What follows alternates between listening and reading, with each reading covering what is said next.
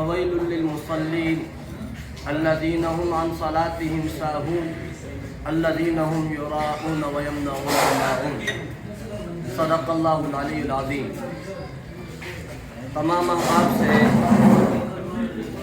ایک گزارش کروں گا، یہ ایک خوشی کا موقع ہے جس موقع کی مناسبت سے آج مختلف جگہوں سے آئے ہوئے لوگ یہاں پر جمع ہیں۔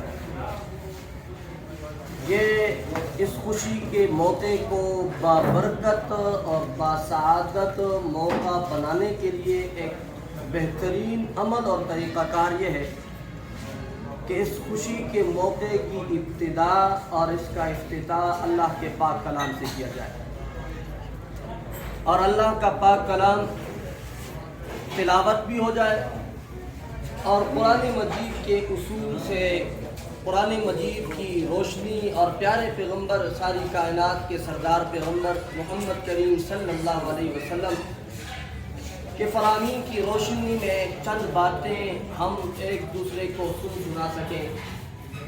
یہ ایک اجتماعیت کی شکل اور مسلمانوں کا نظم اجتماعی ہونے کی ایک بہترین دلیل ہے۔ میرے دوستو، اللہ نے انسان کو پیدا کیا ہے تو انسان پر دو قسم کے حق رکھے ہیں۔ کتنے قسم کے حق رکھے ہیں؟ دو۔ ایک کو کہتے ہیں حقوق اللہ اور ایک کو کہتے ہیں حقوق العباد۔ حقوق اللہ اللہ کے حق ہیں جس کو ہم ارکان اسلام کے نام سے بھی تعبیر کرتے ہیں۔ پیارے پیغمبر صلی اللہ علیہ وسلم نے فرمایا، بنی الاسلام علی خمس شہادت اللہ الہ الا اللہ وان محمد رسول اللہ۔ اسلام کی بنیاد 5 چیزوں پر رکھی گئی ہے۔ سب سے پہلی چیز، سب سے پہلی بات یہ ہے کہ اسلام کی بنیاد اللہ کی توحید ہے، لا الہ الا اللہ کا پاک کلمہ ہے، جس کا مقصد یہ ہے کہ انسان کو اللہ نے اس مقصد کے لیے پیدا کیا ہے کہ وہ اللہ کو اپنا معبود حقیقی مانے، اللہ کو اپنا مسجود حقیقی مانے، اللہ کے علاوہ کسی اور کے در پر نہ جائے۔ اور سورہ ذاریات آیت نمبر 56 میں اللہ تعالیٰ فرماتے ہیں، وَمَا خَلَقْتُ الْجِنَّ وَالْإِنسَ إِلَّا لِيَعْبُدُونَ۔ میں نے جنوں اور انسانوں کو اس مقصد کے لیے پیدا کیا ہے کہ وہ میری ہی بندگی کریں۔ سورہ انبیاء آیت نمبر 25 میں اللہ فرماتے ہیں، وَمَا أَرْسَلْنَا مِن قَبْلِكَ مِن رَّسُولٍ إِلَّا نُوحِي إِلَيْهِ أَنَّهُ لَا إِلَٰهَ إِلَّا أَنَا فَاعْبُدُونِ۔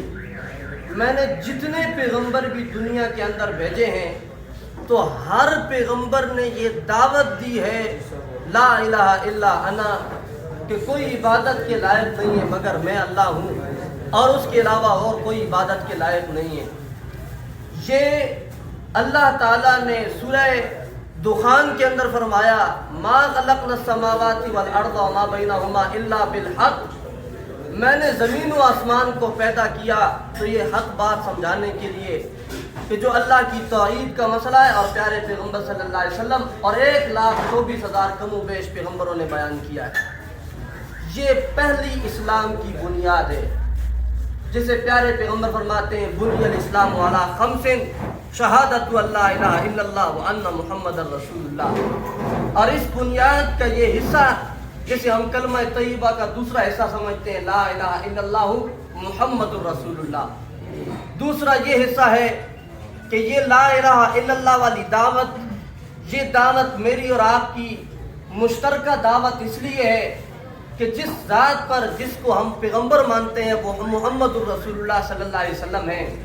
تمام پیغمبروں کے بعد آنے والے، تمام پیغمبروں سے زیادہ شان پانے والے، ایسی شخصیت کہ جو آئے سب سے بعد میں لیکن سب سے بعد آ کر کے ان کی شان ایسے ہے کہ تمام پیغمبروں کی شانوں پر ان کی شان چھا گئی۔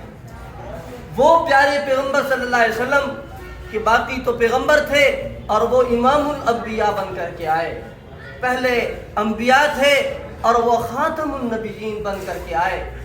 اس پیغمبر کی یہ دعوت ہے، لا الہ الا اللہ محمد رسول اللہ، جو میں اور آپ پڑھتے ہیں۔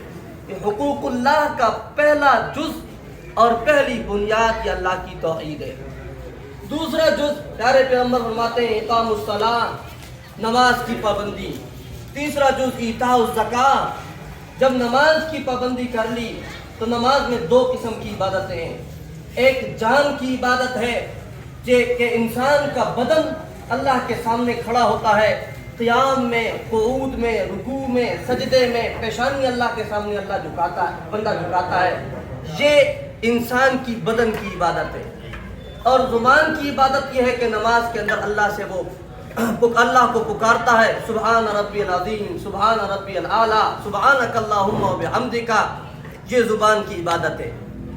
जब ये दो इबादतें नमाज में कर लेता है तो तीसरी किस्म की इबादत है माल की इबादत, जिसको कहा जाता है ईता ज़कात। ज़कात अदा करता है, ये इस्लाम का तीसरा रुकन है। ज़कात पाक करने को कहते हैं। अल्लाह ने ये ज़कात इसलिए रखी ताकि माल कमाना ये दीन का हिस्सा है। और जब माल इंसान कमाता है उससे इंसान के अफ़आल में, अमल में कोई कमी कोताही हो जाती है तो अल्लाह फरमाते हैं कि मेरे बंदे ज़कात दे ताकि तेरे सारे माल को मैं पाक कर दूँ।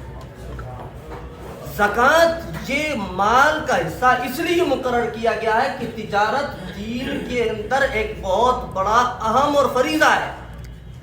और एक बड़ी बात आपको बताने लगा हूं, अपने दिल पर लिख लीजिए। हमारे लोगों के ज़हन में ये होता कि हम दुनिया कमाने निकले हैं, ऐसा नहीं है। बल्कि तिजारत तो दीन है। किसने कहा ये दुनिया है? तिजारत किस लिए की जाती है? रिज़्क़ हलाल कमाने के लिए ना। और रिज़्क़ हलाल कमाने का हुक्म किसने दिया है? प्यारे पैगंबर सल्लल्लाहु अलैहि वसल्लम ने दिया है। इस्लाम हमें सिखाता है। बल्कि प्यारे पैगंबर सल्लल्लाहु अलैहि वसल्लम तो यहाँ तक फरमाते हैं कि सच बोलने वाला ताजिर, कौन सा ताजिर जी? सच बोलने वाला, तिजारत करता और सच बोलता है। ये सच बोलने वाला ताजिर जो दुनिया के अंदर सच बोलता है, किसी को धोखा नहीं देता, तो क़यामत के दिन अल्लाह इसे पैगंबरों से एक दर्जा कम जन्नत के अंदर दर्जा अता फरमाएंगे। कोई थोड़ा मर्तबा है। इससे मालूम हुआ कि तिजारत सिर्फ दुनियादारी नहीं, तिजारत दीनदारी है, तिजारत इबादत है। सिर्फ बात यह है कि इंसान अपने दिल की नीयत को दुरुस्त कर ले। नीयत ये बना ले कि मैंने रिज़्क़ हलाल कमाना है। नीयत ये बना ले कि मैंने इस रिज़्क़ हलाल के ज़रिए से यतीमों और बेकसों का सहारा बनना है। नीयत ये बना ले कि मैंने मुआशरे को खैर पहुंचानी है। ये नीयत कर लेने से इंसान तिजारत के अंदर पूरा दिन लगा हुआ है, सिर्फ फ़राइज़ अदा कर रहा है, नमाज पढ़ रहा है, अपने जो इस्लाम के फ़राइज़ हैं वो अदा कर रहा है, तो ये बाकी वक़्त उसका सारा का सारा इबादत के अंदर गुजर रहा है। ये और आप मस्जिद में दाखिल होते हैं तो मस्जिद में दाखिल होने की दुआ पढ़ते हैं, अल्लाहुम्मा इफ्तह ली अब्वाब रहमतिक। मस्जिद से निकलते हैं तो क्या दुआ पढ़ते हैं? अल्लाहुम्मा इन्नी असअलुका मिन फज़लिका, अल्लाह मैं तुझसे तेरा फजल मानता हूँ। ये फजल क्या है? फजल कहते हैं रिज़्क़ हलाल। और खुद सूरत जुमुआ आयत नंबर 14-15 के अंदर अल्लाह फरमाते हैं, वइज़ा राऊ तिजारतन औ लहवन फद्दू इलैहा व तरकूका काइमा। जब ये तिजारत को देखते हैं, नमाज का टाइम होता है तो बाहर चले जाएं, ये मुनासिब नहीं है। हाँ, जब नमाज पूरी हो जाए, फ़इज़ा क़ुज़ियतिस सलात, जब नमाज पूरी हो जाए, फंतशिरू फिल अर्ज़, फिर जाओ ज़मीन के अंदर फैल जाओ। क्या करो? वब्तगू मिन फ़ज़लिल्लाह, अल्लाह का दिया हुआ रिज़्क़ हलाल, तिजारत ये तलाश करो। तो अल्लाह ने रिज़्क़ हलाल को फ़ज़लुल्लाह कहा है। क्या कहा है जी? फ़ज़लुल्लाह, ये अल्लाह का फजल है। इस फजल को तलाश करो। सिर्फ बात यह है कि हुकूकुल्लाह अदा करने वाला बन जाए। और हुकूकुल्लाह, मैंने आपके सामने हदीस पढ़ी कि प्यारे पैगंबर सल्लल्लाहु अलैहि वसल्लम ने फरमाया कि इस्लाम की बुनियाद 5 चीज़ों पर है। एक, अल्लाह की तौहीद, प्यारे पैगंबर सल्लल्लाहु अलैहि वसल्लम की रिसालत, दूसरे नंबर पर नमाज, तीसरे नंबर पर ज़कात, और चौथे नंबर पर वह हज्जुल बैति मन इस्तता इलैहि सबीला, बैतुल्लाह का हज करना कि जिस बंदे की ताकत हो। ये चंद अरकान इस्लाम जो हैं ये हुकूकुल्लाह है। और इसके बाद है हुकूकुल इबाद, बंदों के हुकूक, मुआमलात इसको कहते हैं कि इंसान ने किसी का हक न दबाया हुआ। और ये हुकूक भी कुरान पाक ने बयान किए। अजीब बात है कि हम लोग कुरान से जुड़ते नहीं हैं। हम लोगों ने नाराज ना होना, हम लोगों ने ये समझा हुआ है कि कुरान सिर्फ किस्से कहानियों की किताब है। हम लोग ये समझते हैं कि कुरान के अंदर हजरत नूह का, हजरत याकूब का, हजरत यूसुफ का और हजरत मूसा का, इब्राहिम और हजरत इस्माइल, ये पैगम्बरों के पुराने ज़माने के वाक़यात हैं। ना ना मेरे दोस्तों, आप क्या समझ रहे हैं? सूरह बकरा के अंदर अल्लाह ने मुल्क के अमन के 4 कानून जिक्र किए हैं। मुल्क के अंदर अमन कैसे आएगा? ये 4 कानून मुल्क के अमन के लिए। सूरह बकरा में अल्लाह ने घर के इस्लाह के 18 कानून जिक्र किए हैं कि घर को कैसे बनाओ, इन 18 कवानीन के मुताबिक बनाओ तो तुम्हारा घर आबाद हो जाएगा। सूरह निसा के अंदर अल्लाह ताला ने 16 कानून जिक्र किए मुआशरे के अंदर अवामुन्नास के लिए कि तुमने कैसे कवानीन के मुताबिक जिंदगी गुजारनी है। उनके अंदर यतीमों का हक जिक्र है, बेकसों का हक जिक्र है, बीवियों का हक जिक्र है, बहनों का हक जिक्र है, वालिदैन का हक जिक्र है, बेटों का बेटियों का हक जिक्र है। तो कुरान पाक ने किसी चीज को छोड़ा नहीं है, सिर्फ बात यह है कि हमने कुरान को छोड़ दिया है। अल्लामा इकबाल कहता है, वो मुअज़्ज़ज़ थे ज़माने में हामिल कुरान होकर, हम ज़लील व ख्वार हुए तारे के कुरान होकर। उन्होंने कुरान को सीने से लगा लिया था तो ज़माने के अंदर उनकी इज्जत थी, शराफत थी, वक़ार था, मर्तबा था, दबदबा था। और हमने कुरान को पसे पुश डाल दिया तो हम ज़लील व ख्वार और रुसवा हो गए। लोगों ने ये बात बना ली कि जी बस कुरान तो जो है ये किस्से कहानियों की किताब है, और आम लोग कहते हैं ये कुरान तो जी बड़ी मुश्किल किताब है, हम समझ नहीं सकते। ना मेरे दोस्तों, ये दबे अल्फाज में गोया कि ये कहना है कि अल्लाह ने हमारे साथ बड़ा जुल्म किया, जो 30 पारों की किताब हम समझ नहीं सकते थे, अल्लाह ने हमारे ऊपर बोझ डाल दिया। ना ना, ऐसे नहीं है मेरे दोस्तों। कुरान हमारे समझने के लिए सूरह कमर 27वें पारे में अल्लाह 5 मरतबा कसम उठाते हैं। आखिरी बात जिक्र करने लगा हूं, तवज्जो कीजिए। कितनी मरतबा कसम उठाते हैं? 5 दफा कसम उठा करके कहते हैं, वलक़द यस्सरनल कुरआन लिज़्ज़िक्रि फ़हल मिन मुद्दकिर, वलक़द यस्सरनल कुरआन लिज़्ज़िक्रि फ़हल मिन मुद्दकिर। मुझे अपनी जात की कसम है, मैंने इस कुरान को आसान किया है। फ़हल मिन मुद्दकिर, कोई है तुम में जो कुरान से नसीहत हासिल करने वाला हो? कोई है जो कुरान को पढ़े और अपने अकीदे और अपने अमल की इस्लाह कर ले? हम लोग बहाना तो बहुत बना लेते हैं कि जी बस किधर जाए, किसकी माने, ऐसे और देखें, ये बहाने हम आपस में एक दूसरे को सुना सकते हैं, लेकिन अल्लाह को हम नहीं सुना सकते। अल्लाह के दरबार में ये बहाने कबूल नहीं होंगे। आज कुरान, कौन सी जुबान ऐसी है कि जिस जुबान में कुरान पाक का तर्जमा मौजूद नहीं है? कौन सी जुबान ऐसी है कि जिस जुबान के अंदर कुरान पाक की तफसीर मौजूद नहीं है? इसलिए मेरे दोस्तों, ये एक छोटी सी महफिल है, इस महफिल के अंदर ये दर्द दिल देना चाहता हूँ नौजवानों, अल्लाह के पास जाना है और अल्लाह के दरबार में जाकर जवाब देना है। और इसलिए वहां पर न मैं आपको काम आऊंगा, न कोई और काम आएंगे, न रिश्तेदार काम आएंगे, न कोई और काम आएगा। वहां पर सिर्फ और सिर्फ अल्लाह की किताब काम आएगी। ये अल्लाह की किताब, ये एक ऐसा दोस्त है, ये ऐसा वफादार है जो न दुनिया में साथ छोड़ता है और न बरज़ख में साथ छोड़ता है, न मैदान क़यामत में साथ छोड़ेगा और न जन्नत के अंदर साथ छोड़ेगा। क़यामत का दिन होगा, हदीस पाक में आता है कि सूरतुल मुल्क सिफारिशी बन करके अल्लाह के दरबार में पेश होगी। फलानी सूरत आएगी, कुरान सिफारिश ई तौर पर आएगा और अल्लाह के दरबार में सिफारिश करेगा, या अल्लाह मैं तेरा कलाम हूँ, इस बंदे ने मेरा हक अदा किया था, मैं तेरे बारगाह में सिफारिशी बन करके आया हूँ, अल्लाह इसकी बख्शिश फरमा दे। और सूरत फुरकान में अल्लाह ताला फरमाते हैं कि क़यामत का दिन होगा और प्यारे पैगम्बर सल्लल्लाहु अलैहि वसल्लम उन लोगों के बारे में ये कहेंगे कि जिन्होंने कुरान का हक नहीं अदा किया था। प्यारे पैगम्बर कहेंगे, वक़ाल रसूलु या रब्बी इन्ना कौमी इत्तख़ज़ू हाज़ल कुरान महजूरा। ए मेरे अल्लाह, ए मेरे परवरदिगार, इन लोगों ने इस कुरान को छोड़ दिया था, पसे पुश डाल दिया था। आओ मेरे दोस्तों, इस महफिल से ये एक दर्द दिल, ये एक पैगाम लेकर के चले जाए, दिल के अंदर ये बात डाल दें कि हमारी जिंदगी की कामयाबी है और कामरानी है तो वो अल्लाह की किताब के अंदर है। हमने अल्लाह की किताब को सीने के साथ लगाना है तो इससे कामयाबी और कामरानी होगी। अपनी तिजारत को, अपनी मुआशी जिंदगी को मजबूत और मुस्तहकम बनाइए। बाज़ लोग ये कहते हैं कि मौलवियों का ये ज़हन होता है कि कारोबार न करें। मैं इस ज़हन के बिल्कुल मुखालिफ हूँ।